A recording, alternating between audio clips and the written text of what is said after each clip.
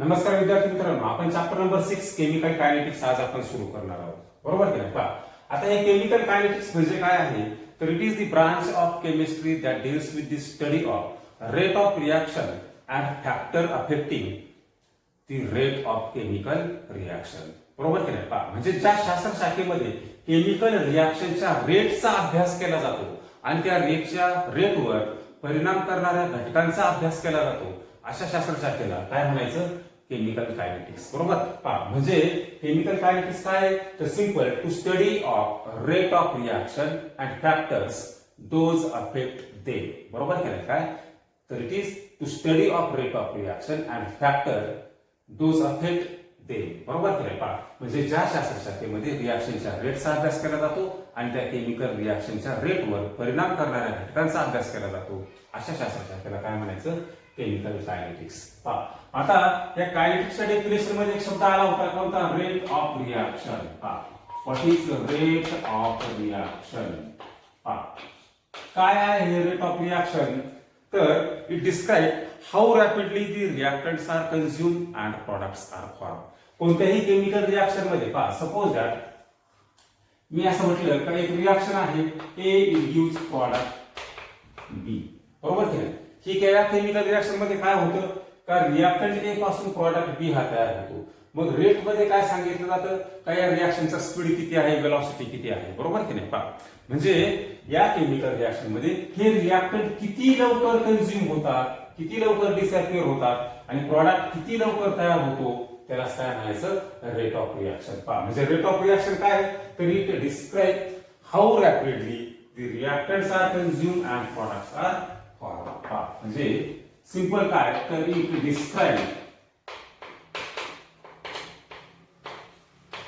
How rapidly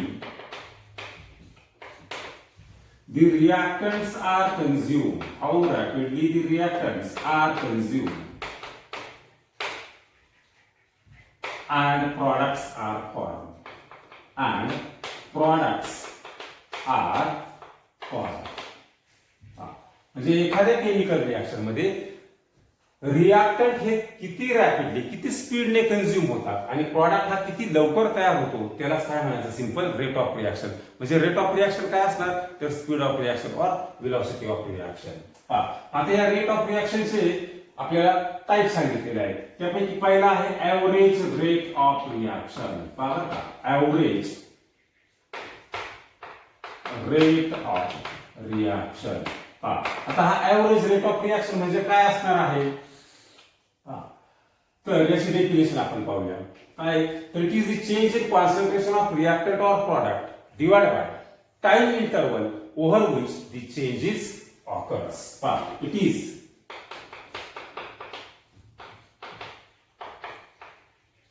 the change in concentration of reactant and product, change in concentration of reactant and products divided by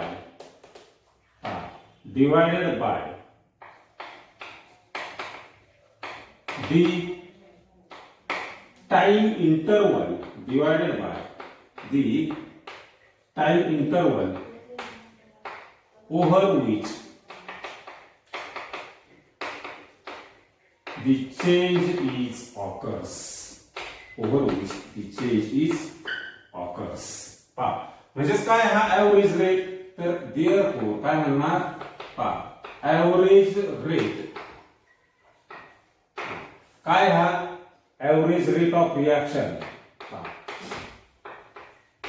काय? Change in concentration.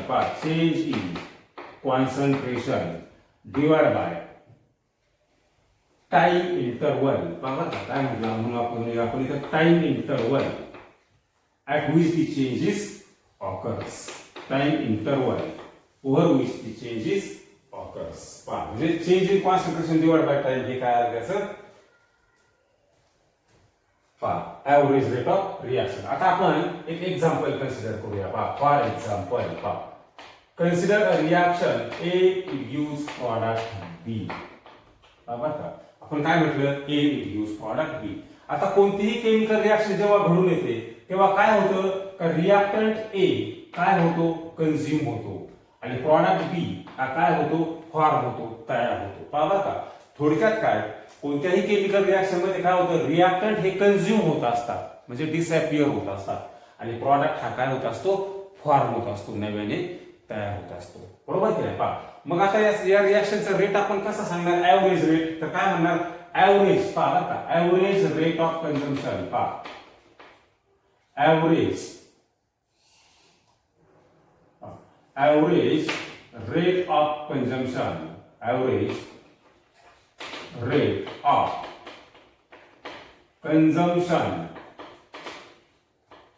of A average rate of consumption of A आपण रिएक्टंटचा rate लिहितो average rate of consumption of A काय असणार आहे तर change in concentration पण इथे सांगितलं आपण चेंज इन कॉन्सन्ट्रेशन कोणाचं concentration change in concentration of reactant A divided by change in time delta T time interval.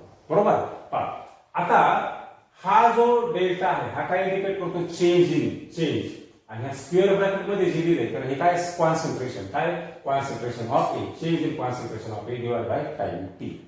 पण काय होतं का रिॲक्टंटचं कॉन्सन्ट्रेशन काय होतंय डिक्रीज होत जाते. बरोबर की नाही. जशी जशी रिॲक्शन सुरू होते तसं रिॲक्टंट कन्झ्युम होतो म्हणजे रिॲक्टंटचं कॉन्सन्ट्रेशन काय होते डिक्रीज होत जाते म्हणून तर साइन कोणतं द्यायचं त्याला मायनस. बरोबर तसं आपण प्रॉडक्टच्या बाबतीत काय लिहिणार average rate of average rate of product form होते इथं कन्झम्पशन शब्द वापरायचा नाही प्रॉडक्टसाठी रिॲक्टंट असेल तर कन्झम्पशन शब्द आणि प्रॉडक्ट असेल तर फॉर्मेशन शब्द. बरोबर average rate of formation of B काय आहे change in concentration of product B with respect to time delta t. परंतु प्रॉडक्टचं कॉन्सन्ट्रेशन काय होते रिॲक्शन मध्ये इन्क्रीज होते म्हणून याला साइन काय द्यायचं प्लस. प्रॉडक्ट हा तयार होत राहतो म्हणजे काय होते त्याचं कॉन्सन्ट्रेशन इन्क्रीज होते रिॲक्टंट हा डिसअपियर होतो कन्झ्युम होतो म्हणून त्याचं कॉन्सन्ट्रेशन मायनस. हे प्लस आणि मायनस काय येतं तर ते आपण पुढे ग्राफ मध्ये एक्सप्लेन करूया. मग काय येणार रिॲक्शनचा रेट पहा देअरफॉर रेट ऑफ रिॲक्शन काय सांगता आपल्याला रेट ऑफ रिॲक्शन तर दिस डिक्रीज इन कॉन्सन्ट्रेशन पहा का of reactant A with respect to time is equal to increase in concentration of product with respect to time delta T. बरोबर काय म्हणजे हा रेट ऑफ रिॲक्शन म्हणजे काय तर सिंपल काय म्हणणार आपण rate of reaction is the decrease in concentration per unit time or increase in concentration per unit time. एक कालावधीमध्ये रिॲक्टंटचं डिक्रीज झालेलं कॉन्सन्ट्रेशन त्याला काय म्हणायचं रेट ऑफ रिॲक्शन किंवा एक कालावधीमध्ये रिॲक्टंटचं इन्क्रीज झालेलं कॉन्सन्ट्रेशन त्याला काय म्हणायचं रेट ऑफ रिॲक्शन. बरोबर केलं काय एक कालावधीमध्ये रिॲक्टंटचं डिक्रीज झालेलं कॉन्सन्ट्रेशन म्हणजे रेट ऑफ किंवा decrease in concentration of reactant per unit time product increase in concentration per unit time is called rate of reaction. बरोबर आता आपण इथे ग्राफ प्लॉट करूया कोणासाठी तर अगोदर आपण रिॲक्टंट साठी ग्राफ प्लॉट करूया फॉर रिॲक्टंट. आता सपोज दॅट मी काय घेतलं काय तर एक्स ऍक्सिस वर कॉन्सन्ट्रेशन घेतलं C आणि वाय ऍक्सिस वर काय घेतला टाइम. एक्स ऍक्सिस वर टाइम आणि वाय ऍक्सिस वर कॉन्सन्ट्रेशन घेतलं. आता रिॲक्टंटचं कॉन्सन्ट्रेशन काय होते तर डिक्रीज होते. सुरुवातीला त्याचं कॉन्सन्ट्रेशन जास्त आहे जेव्हा रिॲक्शन सुरू होते तेव्हा टाइम टी काय असतो 0 असतो. म्हणजे कॉन्सन्ट्रेशन जास्त आहे जसं जसं रिॲक्शन सुरू होते प्रॉडक्ट तयार व्हायला सुरुवात होते रिॲक्टंटचं कॉन्सन्ट्रेशन काय होते डिक्रीज होत जाते. म्हणजे याप्रमाणे आपल्याला ग्राफ मिळेल. आता मी असं म्हटलं का इथं हा सपोज हा टाइम T1 आहे तेव्हा हे कॉन्सन्ट्रेशन किती असणार आहे C1. बरोबर की आपण असं कन्सिडर करतो. इथं आपण काय घेतला हा टाइम T2 तेव्हा इथं या रिॲक्टंटचं कॉन्सन्ट्रेशन असेल हे C2 बरोबर पहा. मग आता आपण रिॲक्शनच्या रेट मध्ये काय सांगितलंय तर rate of reaction is what काय change in concentration of reactant per unit time बरोबर की नाही पहा. आता इथं आपण असं म्हणूया पहा रिॲक्टंटचं कॉन्सन्ट्रेशन कसं चेंज होते हे तर final concentration minus initial concentration पहा बरं का C2 मायनस C1 पहा आणि टाइम टी काय देणार तर T2 minus T1 final time minus initial time पहा. आता इथं तुमच्या लक्षात येईल का फायनल कॉन्सन्ट्रेशन कमी आहे इनिशियल कॉन्सन्ट्रेशन जास्त आहे पहा. मी जर समजा आता असे घेतलं हे फायनल कॉन्सन्ट्रेशन मी असं म्हटलं तर हे पहा फायनल कॉन्सन्ट्रेशन C2 बरोबर की नाही पहा किती घेतलं हे कमी आहे मी असं म्हटलं ते 5 आहे 5 मोल आणि इनिशियल कॉन्सन्ट्रेशन C1 हे किती आहे 10 मोल पहा. आणि पहा इनिशियल टाइम पहा हा मी म्हटलं 1 आहे आणि 1 मिनिट आहे बरोबर की नाही पहा. आणि इथं हा फायनल टाइम T2 हा आहे 2 मिनिट पहा काय झाले 2 मायनस 1 पहा हे काय झालं -5 डिवाइड बाय 1 पहा. म्हणजे रिॲक्टंट साठी साइन कोणते येते मायनस का बरं तर रिॲक्टंटचं कॉन्सन्ट्रेशन डिक्रीज होते C2 इथं कसं आहे C2 is less than C1 म्हणून साइन काय येते मायनस पहा. तसं प्रॉडक्ट साठी काय होणार आहे तर in case of product what we get product साठी आपल्याला काय मिळेल तर प्रॉडक्टचं साइन पॉझिटिव्ह येते ना का पॉझिटिव्ह येते ते आपल्याला पाहिजे पहा. सपोज आपण फॉर प्रॉडक्ट आता ड्रॉप प्लॉट करूया फॉर प्रॉडक्ट काय ना रे इथं काय घेतलं कॉन्सन्ट्रेशन इथे घेतला टाइम बरोबर प्रॉडक्टचं कॉन्सन्ट्रेशन सुरुवातीला कसं आहे रे प्रॉडक्ट तयार झाला असतो रिॲक्शन मध्ये नाही म्हणजे ऍट टाइम 0 प्रॉडक्ट तयार नसतो म्हणजे त्याचं कॉन्सन्ट्रेशन 0 असेल जसा जसा टाइम निघून जातो तसा तसा प्रॉडक्ट तयार होतो प्रॉडक्टचं कॉन्सन्ट्रेशन इन्क्रीज होत गेलंय पहा. आता आपण असं म्हटलं काही हा सपोज टाइम T1 आहे बरोबर की नाही आणि हा टाइम T2 आहे पहा T1 ला कॉन्सन्ट्रेशन पाहिजे आहे C1 आणि टाइम T2 ला इथं कॉन्सन्ट्रेशन आहे C2 पहा. इथं रिॲक्शनचा रेट काय आहे रे पहा final concentration minus initial concentration C2 minus C1 divide by T2 minus T1 पहा. पण आता इथं आपल्या असं लक्षात येतं का C2 कसा आहे जास्त आहे C2 is greater than C1 पहा. आता आपण असं म्हटलं C2 10 आहे C1 5 मोल आहे C2 10 मोल पहा. इथे T2 पहा 2 मिनिट पहा हे काय आलं तर 5/1 पहा.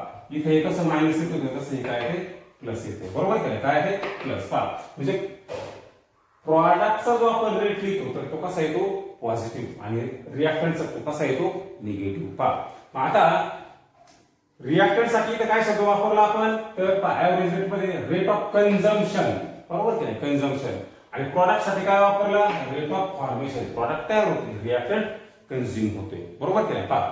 तर हा काय झाला आपला एव्हरेज रेट पहा. आता या एव्हरेज रेट मध्ये आपल्याला काय दिसतं रे तर इथं आपण असं म्हटलंय का T2 मायनस T1 पहा बरं का म्हणजे हा इथं डेल्टा टी जो होता T2 मायनस T1 बरोबर. इथं जो डेल्टा टी घेतलेला आहे हा कसा आहे हा पण T2 मायनस T1 आहे म्हणजे काय काही आपण एका टाइम इंटरवल मध्ये रिॲक्शनचा रेट डिटरमाइन करतोय बरोबर की नाही पहा. म्हणजे काय it is the change in concentration divide by time interval over which the changes occurs.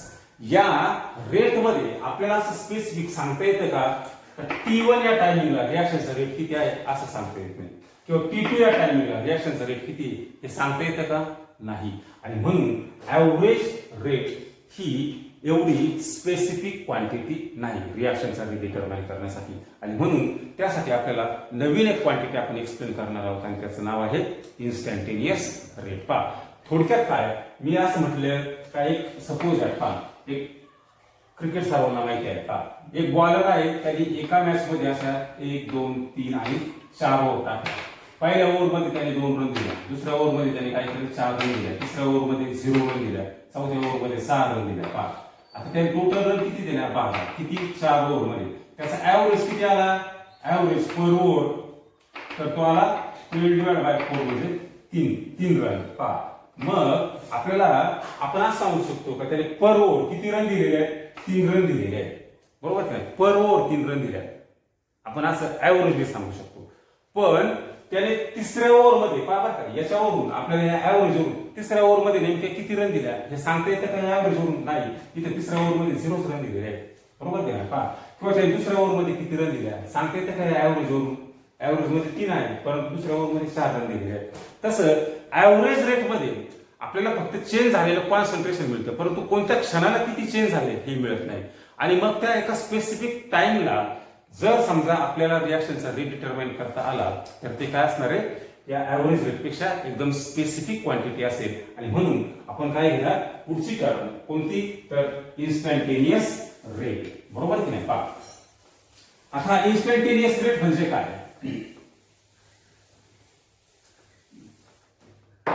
Number 2 पहा काय म्हणायचं?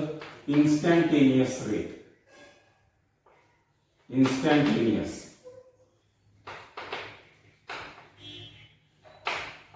रेट काय आहे? तर it is the rate of reaction at specific instant of time. It is the rate of reaction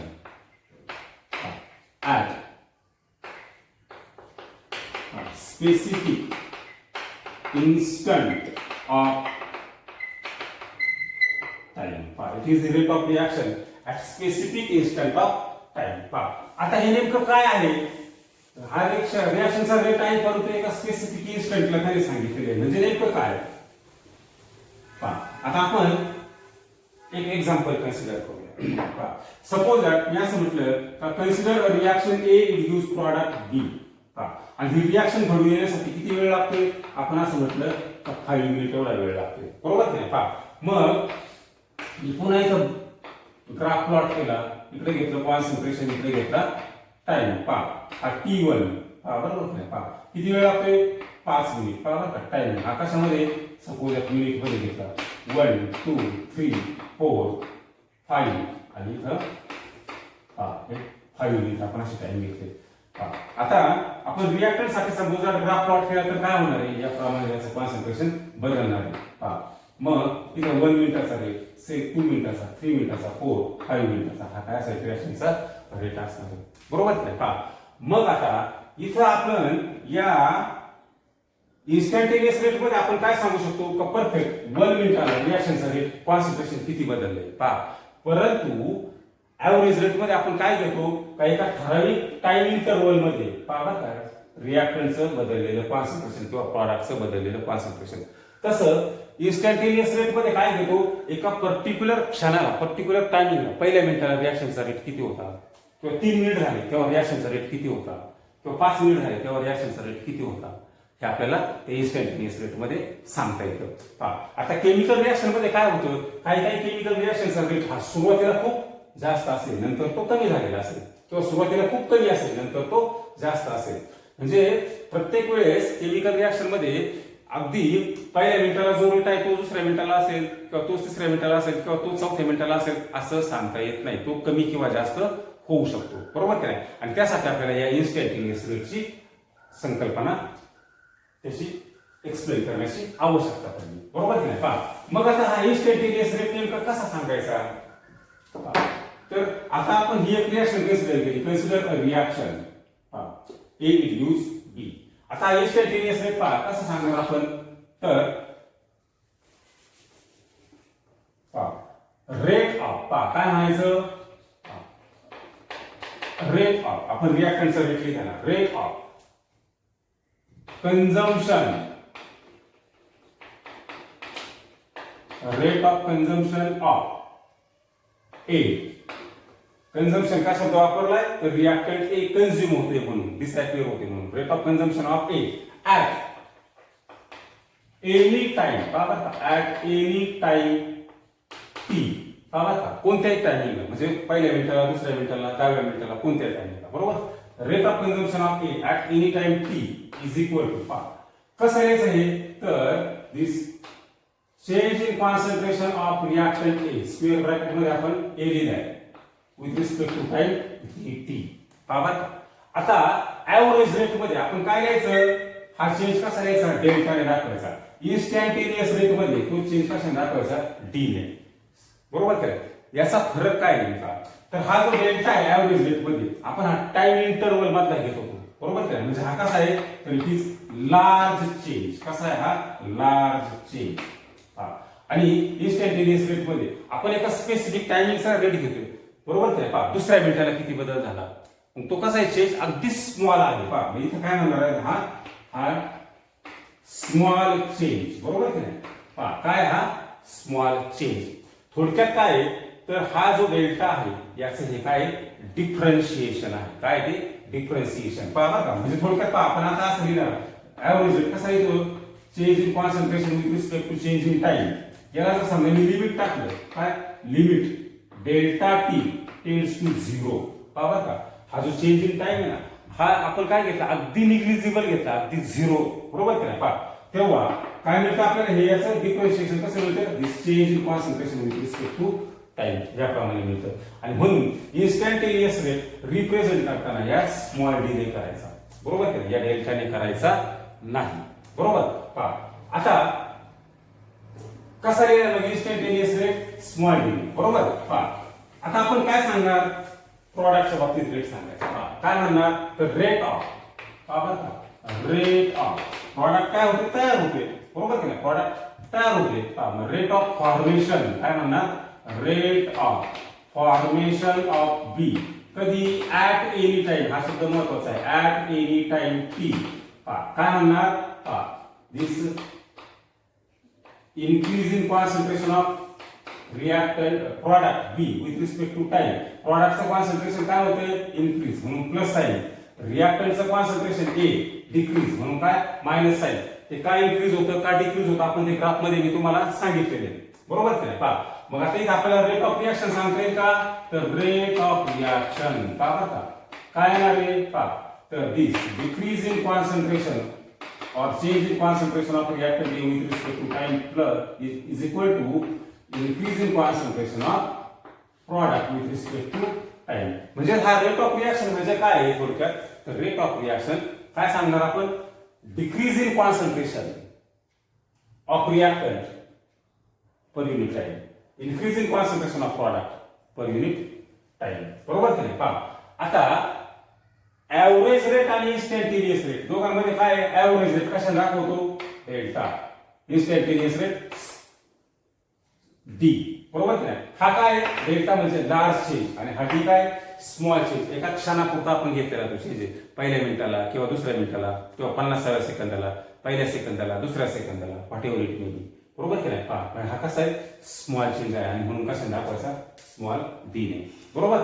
पहा आता मी अजून तुम्हाला एक दुसरं एक्झाम्पल दिलं. पहा फॉर एक्झाम्पल आपण असं म्हटलं A plus twice of B it gives product, किंवा असं म्हटलं A thrice of B it gives twice of C product. बरोबर का? पहा आता याचा रेट कसा लिहिणार आपण, आता इथून पुढे आपण रेट जेव्हा लिहिणार आहे तर तेव्हा कोणता रेट लिहायचा, नेहमी इन्स्टंटेनियस रेटच लिहायचा. कोणता लिहायचा, इन्स्टंटेनियस. ऍव्हरेज रेट लिहिण्याची आवश्यकता नाहीये. पहा मग काय म्हणणार, पहा याचा स्टोइचियोमेट्रिक कोएफिशिएंट ए चा 1, बी चा 3, सी चा 2. बरोबर की नाही? ए आणि B reactant, C product, A B consume होणार, सी फॉर्म होणार. पहा आता त्याचे रेट आपल्याला लिहायला जमले पाहिजे. पहा कसं लिहिणार बघ इथं, पहा रेट ऑफ कंझम्पशन. पहा बरं का, rate of consumption of A at any time t is equal to काय घेणार, this change in concentration of A with respect to time sign minus का रिएक्टंट आहे ए, कॉन्सन्ट्रेशन डिक्रीज होते. पहा तसंच बी चा काय घेणार, पहा rate of consumption of B at any time T. काय घेणार हा, this change in concentration of B with respect to time dt. पहा प्रॉडक्टच्या बाबतीत काय येणार, पहा रेट ऑफ कंझम्पशन शब्द आता वापरायचा नाही, आता काय वापरायचा, फॉर्मेशन. प्रॉडक्ट आहे, प्रॉडक्ट तयार होतो म्हणून rate of formation of C at any time T. काय येणार हे plus this change in concentration with respect to time T. Reactant असेल शब्द काय वापरणार कंझम्पशन, प्रॉडक्ट असेल शब्द काय वापरणार फॉर्मेशन. रिएक्टंट साठी मायनस साइन, प्रॉडक्ट साठी प्लस साइन. या गोष्टी लक्षात ठेवल्या म्हणजे आपल्याला रिएक्शनचा रेट लिहिता येतो. बरोबर. मग आता इथं आपण म्हणा देअरफॉर रेट ऑफ रिएक्शन. बरोबर का रेट ऑफ रिएक्शन काय आहे हा रेट ऑफ रिएक्शन अगदी इथून लिहायला सुरुवात करायची is minus change in concentration with respect to time T. याचा स्टॉइचियोमेट्रिक कोएफिशिएंट किती आहे 1 आहे म्हणून इथं काय करायचं 1 ने डिवाइड करायचं. बरोबर. 1 नाही दिला तरी चालेल. इज इक्वल टू काय this decrease in concentration of reactant B with respect to time t sign minus B चा स्टॉइचियोमेट्रिक कोएफिशिएंट किती आहे 3 म्हणून इथं काय करायचं 3 ने डिवाइड करायचं किंवा 1/3 ने मल्टिप्लाय करायचं. बरोबर. 3 ने डिवाइड म्हणजे काय 1/3 ने मल्टिप्लाय केलेले आहे. बरोबर. इज इक्वल टू काय आहे this increase in concentration of C with respect to time dt त्याला साइन प्लस स्टॉइचियोमेट्रिक कोएफिशिएंट किती आहे सी चा 2 म्हणून इथे काय करायचं 2 ने डिवाइड करायचं किंवा 1/2 ने मल्टिप्लाय करायचं. बरोबर की नाही. थोडक्यात मला एवढं सांगायचं आहे का हे जे स्टॉइचियोमेट्रिक कोएफिशिएंट आहे म्हणजे रिएक्शनचे रिएक्टंटचे आणि प्रॉडक्टचे नंबर ऑफ मोल्स त्याने काय केलेलं आहे इथं प्रत्येक ठिकाणी डिवाइड करायचंय. बरोबर की नाही. हे लक्षात ठेवायचं आणि हा काय आला आपल्या रिएक्शनचा रेट आला. बरोबर की नाही. इथं हे लक्षात ठेवायचं आपण डिवाइड कशाने केलंय या स्टॉइचियोमेट्रिक कोएफिशिएंटने काय केलंय डिवाइड केलं रिएक्शनचा रेट लिहिताना. इथं मात्र तसं दाखवलेलं नाही. बरोबर. आता या रिएक्शनच्या रेट मध्ये काय लक्षात ठेवायचं इन्स्टंटेनियस रेट मध्ये स्मॉल डी ने दाखवायचा. हा कसा इन्स्टंटेनियस रेट एव्हरेज रेट पेक्षा मोर स्पेसिफिक क्वांटिटी आहे. बरोबर की नाही. जे रिएक्शन मध्ये रिएक्टंट आणि प्रॉडक्टचे स्टॉइचियोमेट्रिक कोएफिशिएंट आहे त्याने काय केलेले आपण इथं डिवाइड केलेले आहे. बरोबर की नाही. हे लक्षात ठेवायचं. आता या एक्झाम्पल मध्ये आपल्याला काय लक्षात येतं जेव्हा 1 मोल ए कंझ्युम होतो तेव्हा 3 मोल बी काय होतो कंझ्युम होतो. बरं का. म्हणजे आपण काय म्हणणार तर rate of consumption of B बरं का rate of consumption of B is 3 times that the rate of consumption of A. बरोबर की नाही. काय rate of consumption of B is 3 times the rate of consumption of A. बरोबर की नाही. आता इथं प्रॉडक्ट जेव्हा 1 मोल ए कंझ्युम होतो तेव्हा 2 मोल प्रॉडक्ट तयार होतो. कसं सांगणार आपण हे पण रेट ऑफ फॉर्मेशन प्रॉडक्ट तयार होते ना rate of formation of C is twice that the rate of consumption of A. काय rate of formation of product is twice 2 times the rate of consumption of A. असं याचं अर्थ आहे meaning आहे. बरोबर की नाही. आता मी तुम्हाला एक जनरल रिएक्शन सांगतो आणि मग ते जनरल रिएक्शन मधून तुम्हाला रिएक्शनचा रेट लिहिता यायला पाहिजे. फॉर एक्झाम्पल आपण असं म्हटलं A plus B it gives product C plus D ही एक रिएक्शन आहे. हे रिएक्टंट हे प्रॉडक्ट. बरोबर की नाही. आपण रिएक्शनचा रेट कसा लिहिणार रेट ऑफ रिएक्शन काय म्हणणार rate of consumption of A rate of consumption of B rate of formation of C rate of formation of D याप्रमाणे लिहायचं. बरोबर की नाही. आणि आपण असं म्हणूया रेट ऑफ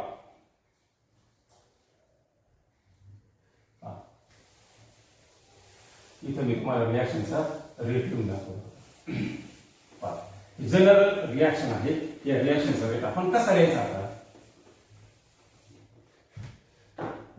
तर rate of consumption of A at any time T काय आहे मायनस da/dt. बरोबर. तसं काय म्हणणार रेट ऑफ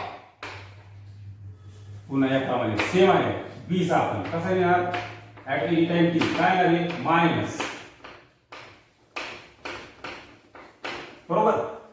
आता प्रॉडक्टचा रेट लिहूया काय आहे रेट ऑफ प्रॉडक्ट तयार होते ना मग काय म्हणणार rate of formation of C rate of formation of C at any time T काय आहे दिस प्रॉडक्ट काय होतोय तयार होतोय साइन काय आलं प्लस बरोबर की नाही रिएक्टंट डिक्रीज होतात कॉन्सन्ट्रेशन रिएक्टंटचं कॉन्सन्ट्रेशन डिक्रीज होतं मायनस साइन प्रॉडक्टचं कॉन्सन्ट्रेशन इन्क्रीज होतं प्लस साइन बरोबर same rate of formation of D at any time T काय येणार आहे plus is decrease in concentration or change in concentration with respect to time t म्हणून काय म्हणणार rate of reaction काय येणार आहे रेट ऑफ रिएक्शन काय असेल रेट ऑफ रिएक्शन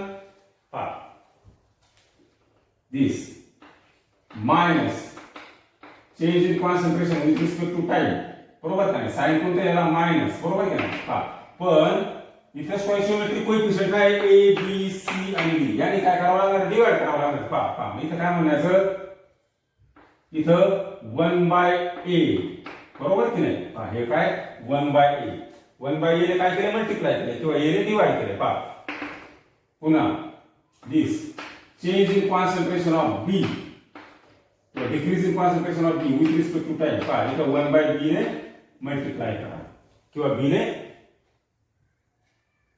डिवाइड करा बरोबर की नाही इज इक्वल टू काय येणार आहे this increase in concentration of C with respect to time D sign कोणते घेणार याला प्लस आणि इथं स्टॉइचियोमेट्रिक कोएफिशिएंट काय सी आहे मग 1/c ने मल्टिप्लाय करा it is also equal to this change in concentration of D with respect to time D sign plus आणि 1/d ने काय करायचंय त्याला मल्टिप्लाय करायचंय म्हणजे स्टॉइचियोमेट्रिक कोएफिशिएंट ने आपण काय केलंय तर इथं हे मल्टिप्लाय केलंय किंवा 1/a 1/b 1/c 1/d ने काय केले मल्टिप्लाय केले बरोबर केलं हे लक्षात ठेवायचं म्हणजे स्टॉइचियोमेट्रिक कोएफिशिएंट कुठे घ्यायचे डिनॉमिनेटर मध्ये घ्यायचे कुठे घ्यायचे डिनॉमिनेटर मध्ये हे काय असतात रिएक्शनचे नंबर ऑफ मोल्स रिएक्टंट आणि प्रॉडक्टचे नंबर ऑफ मोल्स त्याने काय करायचं इथं डिवाइड केलेलं दिसतं आपल्याला आता मग मला सांगा या रेट ऑफ रिएक्शनचे युनिट काय असेल unit of rate of reaction common unit आपण अगोदर लिहूया कॉमन युनिट काय आहे कॉमन युनिट इथं काय घेतो आपण change in concentration divide by time concentration कशामध्ये घेतो मोल पर डेसिमीटर क्यूब आणि टाइम कशामध्ये घेतो टी टाइम का याला डिवाइड कशाने केले टाइम सेकंड मध्ये वर आले तर काय होणार आहे पर सेकंड म्हणजे कसं यायचं पर सेकंड हेच युनिट आपण अजून कसं लिहू शकतो बरं का मोल पर डेसिमीटर क्यूब आहे याला लिटर पण म्हणतात मग मोल पर लिटर पर सेकंड बरोबर का नाही आणि एसआय युनिट काय आहे एसआय युनिट तर एसआय युनिट आपलं असं डेसिमीटर क्यूब आहे किंवा जे लिटर आहे दोघांचा अर्थ एकच बरोबर की नाही त्याला काय लिहायचं मीटर क्यूब काय म्हणायचं मोल पर मीटर क्यूब पर सेकंड हे काय आलं त्याचं एसआय युनिट बरोबर की नाही प्रॉब्लेम सॉल्व्ह करताना आपण हे युनिट वापरणार हे किंवा हे आणि हे युनिट काय एसआय युनिट आहे पेपर मध्ये न्यूमेरिकल सॉरी ऑब्जेक्टिव्ह मध्ये विचारलं तर हे लिहायचं एसआय युनिट बरोबर म्हणजे हा काय झाला आपला रिएक्शनचा रेट किती टाइप्स आहेत एव्हरेज रेट आणि इन्स्टंटेनियस रेट एव्हरेज रेट काय लार्ज चेंज डेल्टा ने दाखवायचा इन्स्टंटेनियस रेट स्मॉल चेंज अगदी फ्रॅक्शन मध्ये स्मॉल डी ने दाखवायचा बरोबर की नाही आणि रेट लिहिताना काय करतो रिएक्टंट कंझ्युम होतात म्हणून ते शब्द काय वापरायचा कंझम्पशन प्रॉडक्ट फॉर्म होतात म्हणून ते काय शब्द वापरायचा फॉर्मेशन बरोबर की नाही रिएक्टंट साठी मायनस साइन येणार प्रॉडक्ट साठी प्लस साइन येणार रिएक्टंटचं कॉन्सन्ट्रेशन डिक्रीज होतं म्हणून मायनस साइन प्रॉडक्टचं कॉन्सन्ट्रेशन इन्क्रीज होतं म्हणून प्लस साइन बरोबर की नाही या बाबी व्यवस्थित लक्षात ठेवायच्या आता आपण याच्यावर एक न्यूमेरिकल घेऊया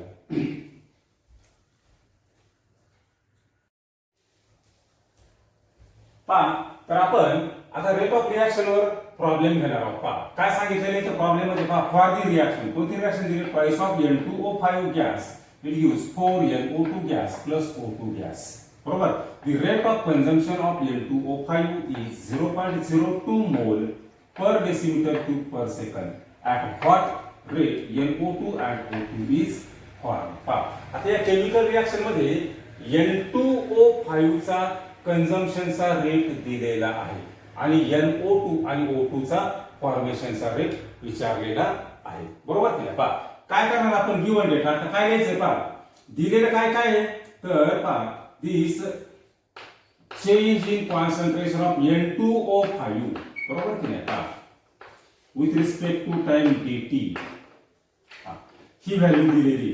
पाहिजे मायनस साइन काय दिलंय, रिएक्टंट आहे डिक्रीज होतो म्हणून मायनस साइन. पहा किती तो rate 0.02 mole per decimetre cube per second. आणि विचारले कोणाचा पहा this rate of formation of NO2 and O2 बरोबर की नाही. कोणत्या रेटला NO2 आणि O2 फॉर्म होतील बरोबर की नाही. पहा rate of formation of NO2 आणि O2 हा आपल्याला विचारलेला आहे. पहा म्हणजे this rate of formation of NO2 and O2 हे दोन्ही विचारलेले आहे. पहा आता रिएक्शनचा रेट पहा काय येणार आहे, rate of reaction R is equal to पहा rate of reaction R is equal to या इक्वेशन वरून रेट लिहायचं. पहा काय येणार आहे, this decrease in concentration of N2O5 with respect to time dt. पहा याला साइन कोणतं द्यायचं मायनस स्टॉइचियोमेट्रिक कोएफिशिएंट किती आहे ते O2 चे N2O5 चे 2. इथं काय करायचं 1/2 ने मल्टिप्लाय करायचं. पहा बरं हे लक्षात ठेवा किंवा 2 ने इथं मल्टिप्लाय केलेले 2 कुठे घेतलाय डिनॉमिनेटर मध्ये. पहा इट इज इक्वल टू पहा plus this increase in concentration of NO2 with respect to time dt बरोबर की नाही. पहा इथं प्लस साइन दिले का NO2 प्रॉडक्ट आहे त्याचं कॉन्सन्ट्रेशन वाढतं.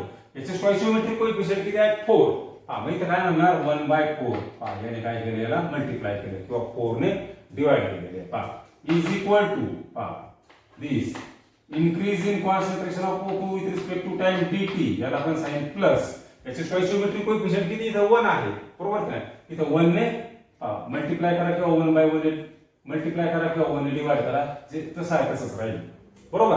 पहा आता जो रेट दिलेला आहे आणि जो रोट विचारलेला आहे. पहा जो रेट दिलाय आणि जो विचारलाय दोघांना काय करायचं कम्पेअर करायचं. पहा दिलेला हा N2O5 आणि NO2 एकदा दोघांना कम्पेअर करा NO2 से मिळून जाईल. एकदा हा N2O5 आणि O2 या दोघांना कम्पेअर करा O2 चा रेट मिळून जाईल. पहा काय करायचं आता इथे इक्वेशन मध्ये विचारलंय कोणाचा पहा this change in concentration of NO2 with respect to time dt काय आहे 1/4 बरोबर की नाही. पहा इज इक्वल टू पहा काय होणार दिस 1/2 पहा हे मायनस आहे आपण जर आतमध्ये लिहूया काय करत नाही N2O5 with respect to time बरोबर. हा 2 इकडे आला काय होणार आहे मल्टिप्लाय पहा this decrease in increase in concentration of NO2 4 इकडे आल्यावर काय होईल मल्टिप्लाय 4/2 किती येणार आहे 2.